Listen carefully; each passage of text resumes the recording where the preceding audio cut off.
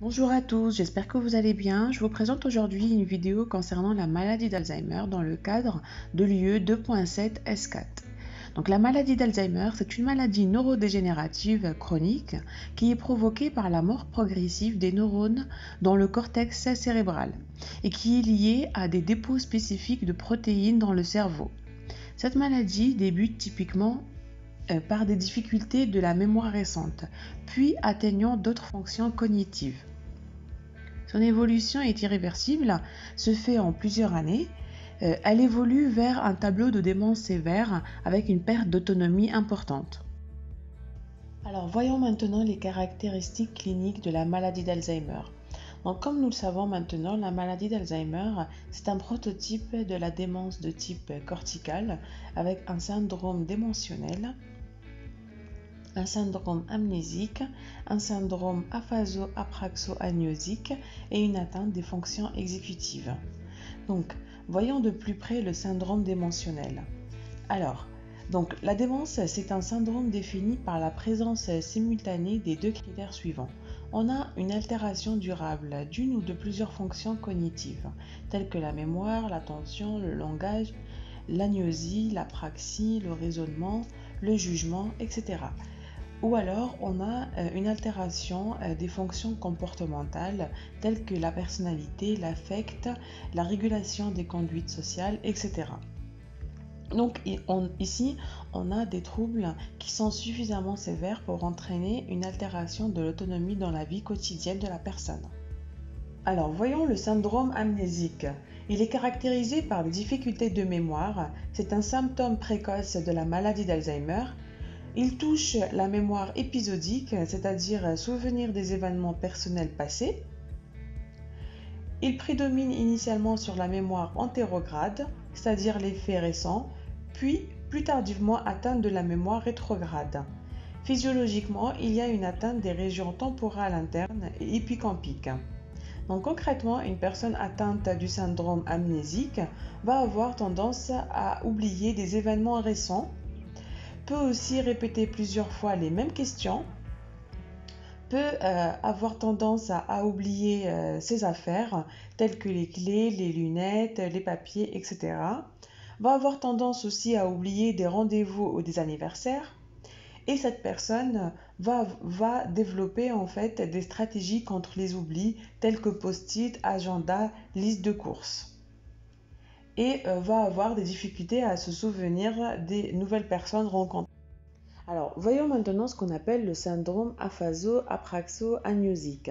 Alors, il faut savoir qu'une aphasie, c'est une difficulté langagière, c'est-à-dire que la personne va manquer de mots pour pouvoir tenir un discours correctement. Une apraxie, c'est une difficulté à réaliser correctement des gestes en l'absence de déficit sensitif ou moteur. Par exemple, la personne avec le temps ne saura plus mettre sa chemise ou son pantalon. Une agnosie, quant à elle, c'est une difficulté de reconnaissance de certains stimuli en l'absence de déficit sensoriel, bien sûr. Ici, on a une atteinte des fonctions instrumentales qui reflète une pathologie du cortex cérébral. Donc, parmi ces symptômes, on retrouve aussi une atteinte des fonctions exécutives où l'individu va présenter des troubles du jugement, des difficultés à résoudre des problèmes de la vie quotidienne, des difficultés à réaliser plusieurs tâches simultanément ou des difficultés à utiliser un nouvel outil tel que le téléphone, l'ordinateur ou la télévision et des difficultés aussi à gérer son argent pour payer par exemple ses factures ou gérer son compte bancaire. Alors, parmi ces symptômes, le patient peut aussi présenter une apathie, c'est-à-dire qu'il va se replier sur lui-même et va y avoir une diminution de ses interactions sociales, une perte de ses centres d'intérêt habituels et on peut aussi diagnostiquer un état dépressif. Parmi ces symptômes, on va avoir aussi une désorientation spatio-temporelle où le patient en fait va avoir des difficultés à effectuer les trajets complexes et peu connus. Il peut aussi perdre la capacité à prendre les transports en commun ou se déplacer en voiture. Il va aussi avoir des difficultés à s'adapter à un nouveau lieu de vie. Pour la désorientation temporelle, donc on va avoir une perte de la capacité à pouvoir se repérer dans le temps, c'est-à-dire connaître la date du jour, le mois, l'année ou la saison dans laquelle on se trouve. Donc face à ces symptômes, le patient peut aussi présenter une anosognosie, c'est-à-dire que le patient en fait va avoir une perception incomplète de l'intensité de ses troubles et peut en fait minimiser en fait ces difficultés mnésiques alors que l'entourage familial est inquiet. Cela en fait peut s'associer à un déni, c'est-à-dire un mécanisme de défense psychologique qu'on peut développer face à la peur d'une maladie grave. Alors, lorsque nous parlons de la maladie d'Alzheimer, nous pouvons évoquer en fait un déclin cognitif, car c'est une maladie qui est chronique et insidieuse. Le patient présente des difficultés mnésiques qui remontent fréquemment à plusieurs années avant la première consultation. Dans cette maladie, on a habituellement en fait l'entourage qui va observer en premier les difficultés du patient.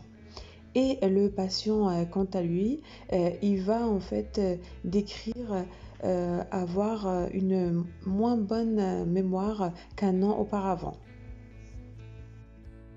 Et enfin, il faut savoir que notre rôle propre en tant qu'infirmier et infirmière est très important dans la prise en charge de la maladie d'Alzheimer, puisque nous devons assurer et surveiller la bonne prise en charge des soins et des traitements, optimiser la communication, réassurer le patient en fonction de ses capacités, veiller à la surveillance et à la prévention des complications et enfin communiquer avec l'ensemble des acteurs et des intervenants pour réajuster les soins si besoin.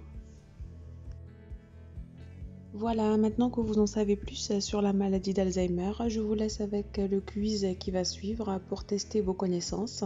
J'espère que cette vidéo vous aura plu. N'hésitez pas à me mettre des commentaires ou un j'aime, comme ça je saurai si ce genre de vidéo vous plaît. À bientôt!